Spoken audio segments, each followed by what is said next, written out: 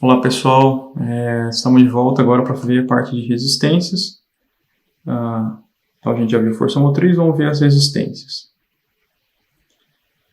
Da mesma forma que os veículos ferroviários, a gente tem as resistências contrárias ao movimento e são basicamente essas três as mais importantes, né? A resistência ao rolamento, que é o contato do pneu com o pavimento.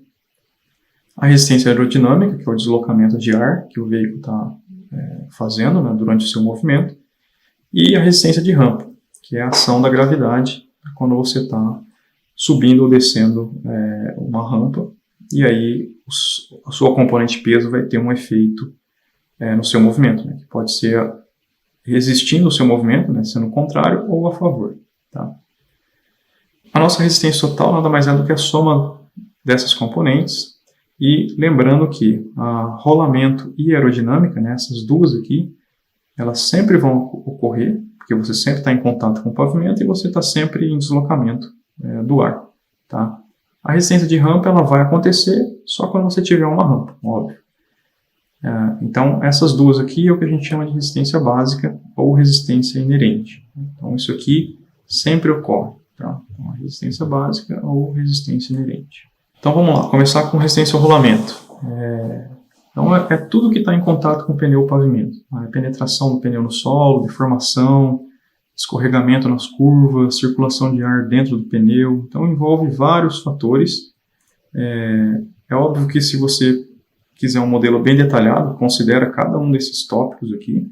Mas para o nosso fim, a gente vai usar um modelo mais simplificado, mas que também representa bem essas condições. Tá? Então, esse modelinho aqui, embora seja bem antigo, é o que a gente vai utilizar. Então, resistência ao rolamento nada mais é do que o coeficiente C1 mais o C2 vezes a velocidade, então ele depende da velocidade, tá? E o G, que é o peso do veículo. Okay? Então, C1, C2, velocidade e o G. Então, lembrando sempre as unidades, tá?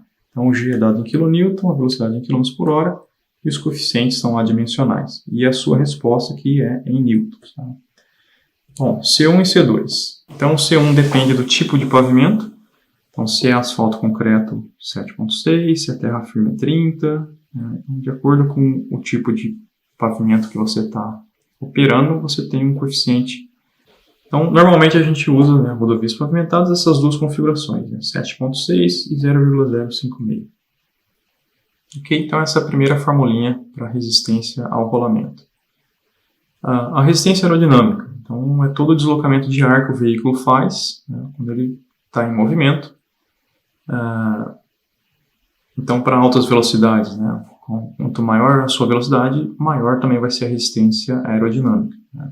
Então a gente tem aqui alguns exemplos de cabines, né, então veja que a gente tem cabines retas, cabines com alguns defletores aqui em cima para tentar melhorar melhorar a aerodinâmica do veículo, e essa outra cabine que tem toda uma aerodinâmica estruturada para, inclusive tem aqui a frente, né, do veículo, o bico, para o ar poder circular melhor e diminuir esse arrasto. Tá? Tudo isso para quê? Para economia de combustível.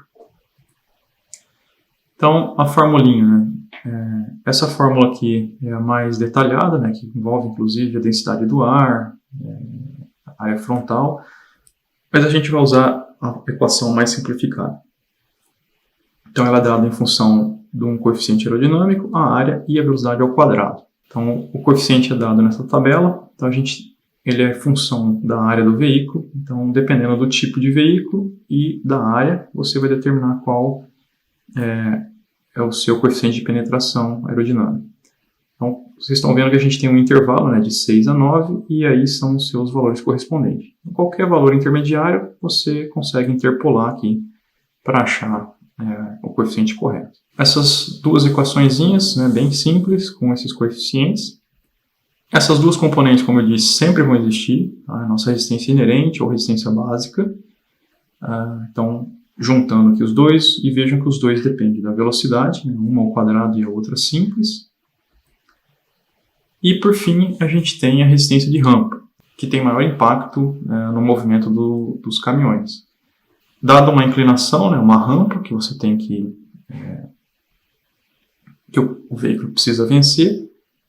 Então, existe essa inclinação aqui da rampa, e aí o que acontece é a decomposição de forças, né? Então, o seu peso, agora você tem a projeção, né, peso aqui, então você vai ter uma resistência de rampa para trás. Então, se você está andando, né, o vetor de força tratora sentido para frente, e aí você está subindo a rampa, então você vai ter uma componente do peso, né, atrapalhando esse movimento. Consequentemente, se você tiver uma descida, essa componente vai estar a seu favor.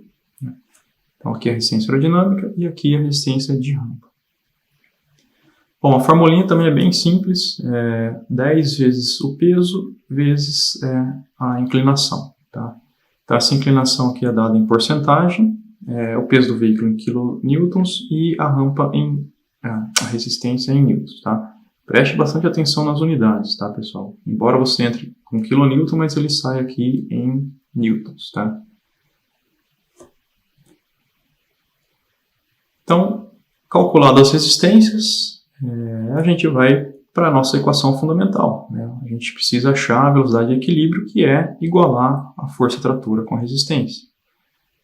E todas elas dependem, então, aqui a força depende da velocidade, e aqui a gente já viu que essas duas componentes dependem da velocidade.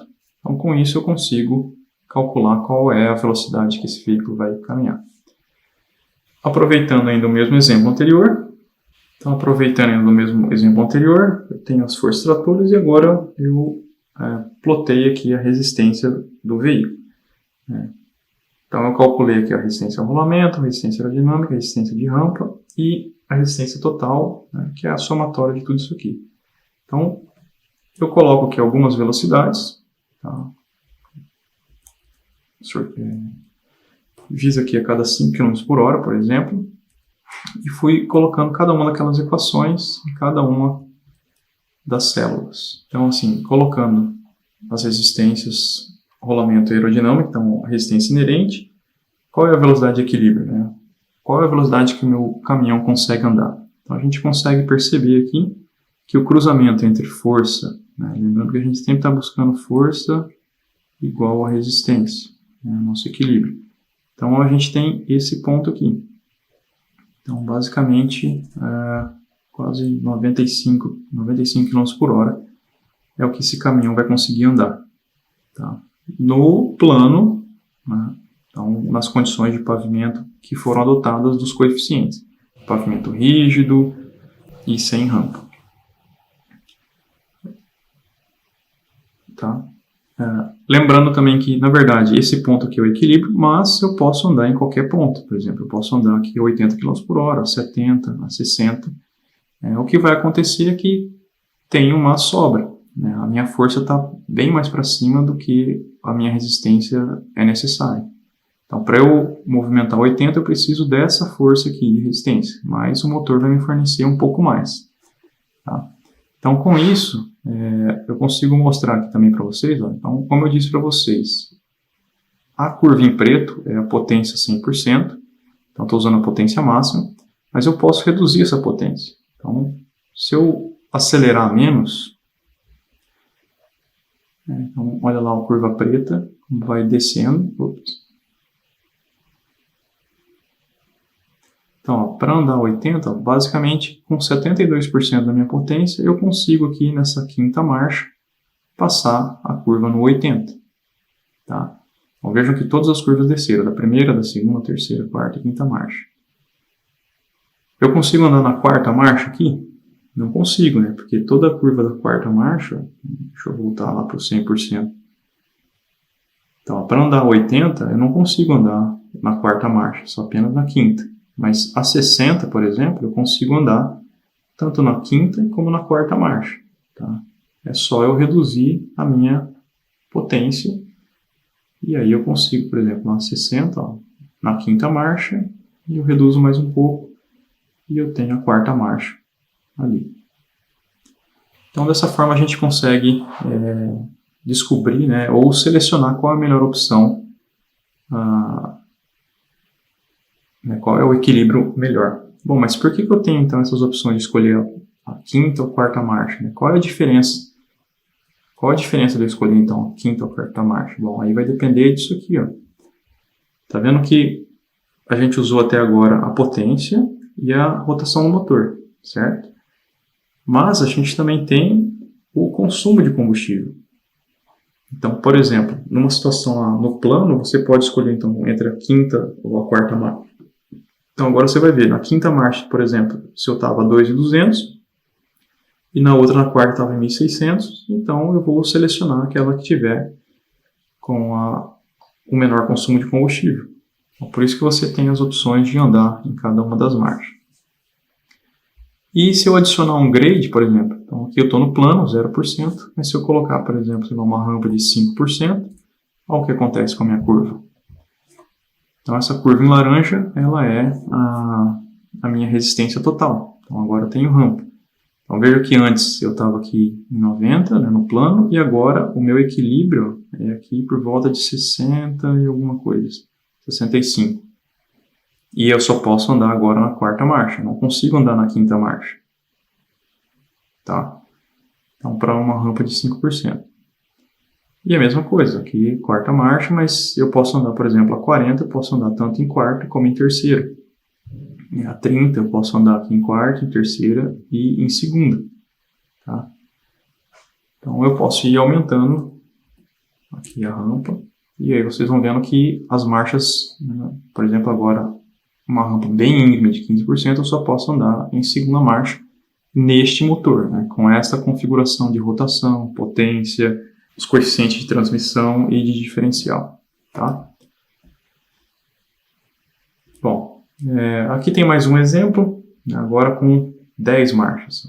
Então vejam que então você vai ter mais marchas aqui, né, uma em cima da outra, e vejam que agora você tem a definição bem suave, quase que refletindo o que acontece lá com os trens. Então, nesse caso aqui, determinar a velocidade de equilíbrio no plano e em 8%. Então, fazendo esse exemplo, então no equilíbrio lá, eu vou ter uma velocidade de quase 78 km por hora e em 8% de rampa, eu posso, tá vendo que ele toca em 2 pontos aqui, ó, nessa marcha. Né? Então, eu posso usar qualquer um desses pontos. Qual eu vou decidir? Depende do consumo de combustível, por exemplo. Qual dos 2 pontos tem melhor consumo de combustível? Eu posso escolher entre esses dois nesta marcha. Mas eu também posso, por exemplo, nessa velocidade aqui, ó, eu posso escolher qualquer uma dessas marchas. Tá? Mesma forma, nessa outra velocidade aqui, ó, eu posso escolher essa marcha maior ou essa marcha menor.